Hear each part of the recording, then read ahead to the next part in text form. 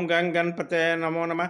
संक्षिप्त शिव पुराण वायु संहिता उत्तरखंड अध्याय 32 भाग 2 ऐहिक विधि देने वाले कर्मों और उसके विधि का वर्णन।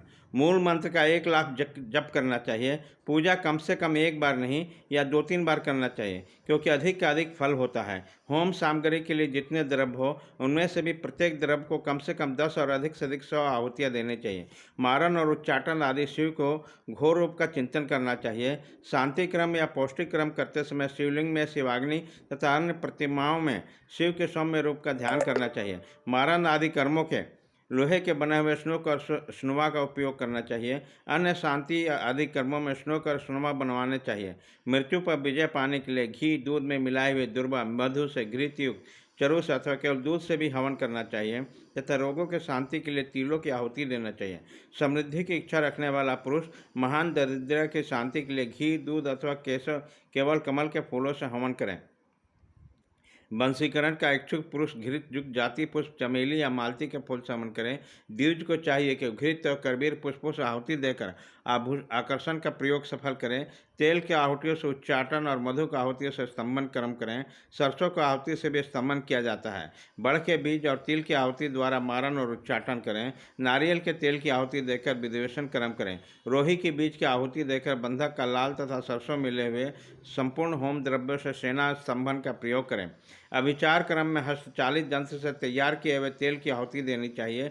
कुटकी की भूसी, कपास की डोर तथा तेल मिश्रित सरसों की आहुति देना चाहिए। दूध की आहुति जबर को शांति करने वाली तथा सौभाग्य रूप फल प्रदान करने वाली होती है। मधु घी और दही को परस्पर मिलाने से इनमें दूध और चावल से अथवा केवल दूध से किया गया होम संपूर्ण सिद्धियों को देने वाला होता है।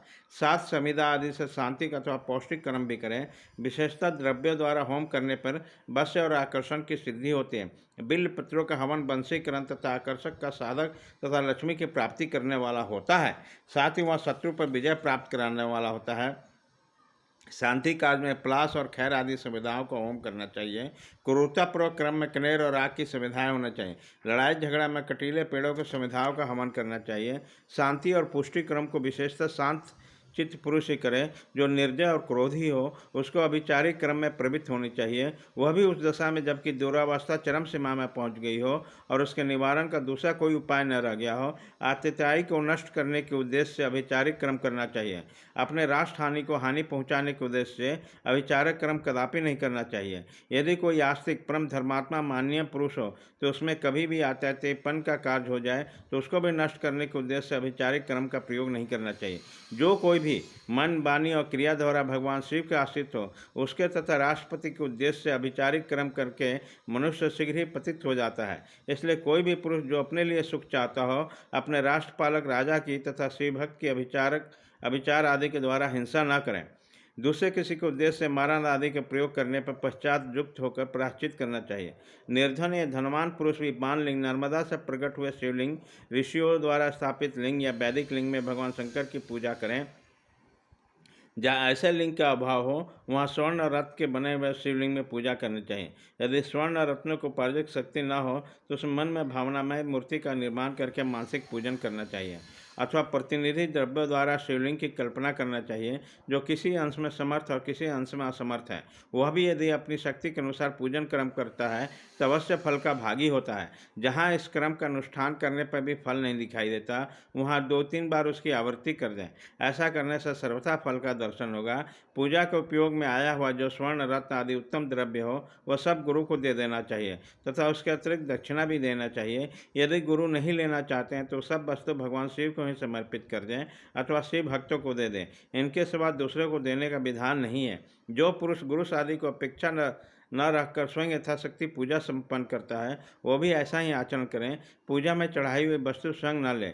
जो मूढ़ लोग बस पूजा के अंगभूत उत्तम द्रव्य को स्वयं ग्रहण कर लेता है वह अभीष्ट फल को नहीं पाता। इससे अन्यथा विचार नहीं करना चाहिए। किसी के द्वारा पूजित शिवलिंग को मनुष्य ग्रहण करे या न करे यह उसकी इच्छा पर निर्भर है। यदि ले तो स्वयं नित्य उसकी पूजा करें अथवा उसकी प्रेरणा से दूसरा कोई पूजा करे। जो पुरुष इस क्रम के शास्त्रीय विधि के अनुसार ही निरंतर अनुष्ठान करता है वह फल पाने से कभी वंचित नहीं रहता। इससे बढ़कर प्रशंसा की और क्या बात हो सकती है। तथापि मैं संक्षेप में कर्म जनित उत्तम सिद्धि की महिमा का वर्णन करता हूँ। इससे शत्रुओं आदि अनेक प्रकार के व्याधियों का शिकार होकर मौत के मुंह में पड़कर भी मनुष्य बिना किसी विघ्न बाधा के मुक्त हो जाता है, अथवा कृपण में उद्धार होकर निर्धन भी कुबेर के समान हो जाता है, कुरूप भी कामदेव के समान सुंदर और बूढ़ा भी जवान हो जाता है, शत्रु क्षण भर में मित्र और विरोधी भी किंकर हो जाता है, अमृत विष के समान और विष भी अमृत के समान हो जाता है, समुद्र भी स्थल और स्थल भी समुद्रवत हो जाता है, गड्ढा पहाड़ जैसा ऊंचा और पर्वत भी गड्ढे के समान हो जाता है, अग्नि सरोवर के समान शीतल और सरोवर भी अग्नि के समान दाहक बन जाता है, उद्यान जंगल और जंगल उद्यान हो जाता है, क्षुद्र मृग सिंह के समान शौर्यशाली और सिंह सिंह भी कीड़ा मृग के समान आज्ञापालक हो जाता है, स्त्रियां अभिसारिका बन जाती है, अधिक प्रेम करने लगती है और लक्ष्मी सुस्थिर हो जाती है, वाणी इच्छा अनुसार दासी बन जाती है और कीर्ति की गणिका के अनुसार सर्वत्र गामिनी हो जाती है, बुद्धि स्वेच्छा अनुसार विचरने वाली और मन हीरे को छेद वाली सुई के समान सूक्ष्म हो जाती है, शक्ति आदि आंधी के समान प्रबल हो जाती है और बल मत गजराज के समान पराक्रमशाली हो जाता है, शत्रु पक्ष के उद्योग और कार्य स्तब्ध हो जाते हैं तथा शत्रुओं के समान सुहृद गण उसके लिए शत्रु पक्ष के समान हो जाते हैं, शत्रु बंधु बांधव सहित जीते जी मुर्दे के समान हो जाते हैं और सिद्ध पुरुष स्वयं आपत्तियां में पड़कर भी संकट मुक्त हो जाते हैं, अमृतत्व प्राप्त कर लेते हैं, उसका खाया हुआ पत्य भी उसके लिए सदा रसायन का काम करता है, निरंतर रति का सेवन करने पर भी वो नया सा ही बना रहता है, भविष्य आदि की सारी बातें उसे हाथ पर रखे हुए आंवले के समान प्रत्यक्ष दिखाई देती है, अनिमा आदि सिद्धियां भी इच्छा करने का ही फल देने लगती है। इस विषय में बहुत कहने से क्या लाभ, इस क्रम का संपादन करने पर संपूर्ण कामार्थ सिद्धियों में कोई भी ऐसी वस्तु नहीं रहती जो अलभ्य हो। अध्याय 32 भाग 2 खत्म।